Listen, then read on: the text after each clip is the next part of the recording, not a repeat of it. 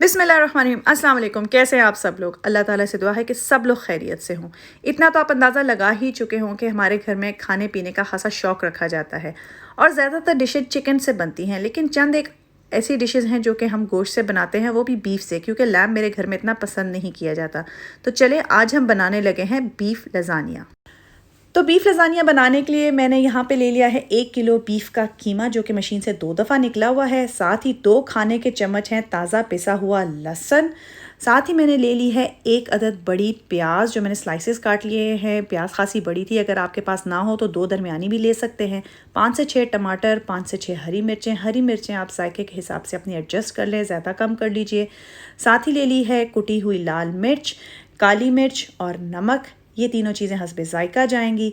पीछे मैंने यहाँ पे ली है रेड सॉस। आप किसी किस्म की रेड सॉस ले लें, आजकल तो पाकिस्तान में बहुत आसानी से हर किस्म की रेड सॉस मिल जाती है। आगे इंशाल्लाह किसी वीडियो में मैं आपको रेड सॉस बनानी भी सिखाऊंगी।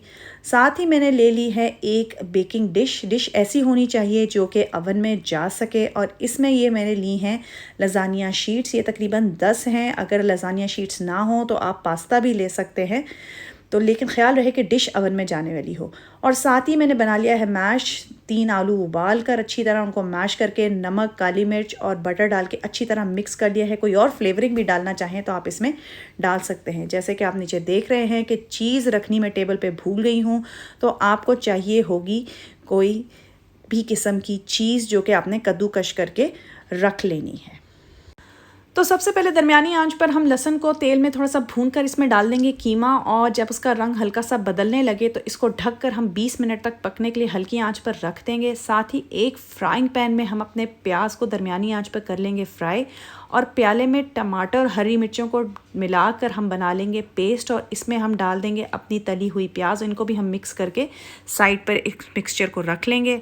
अब हम कीमे का ढक्कन उठाकर इसको दरमियानी आंच पर इसका पानी सुखाकर इसमें वो प्याज टमाटर की पेस्ट डालकर अच्छी तरह करेंगे मिक्स, और साथ ही इसमें डाल देंगे हम अपनी रेड सॉस, और इसको अच्छी तरह मिक्स करने के बाद हम इसमें अपने मसाले यानी नमक, काली मिर्च और कुटी हुई लाल मिर्च हस्बे ज़ायका, इन चीज़ों को डालकर अच्छी तरह इसको मिक्स कर लेंगे।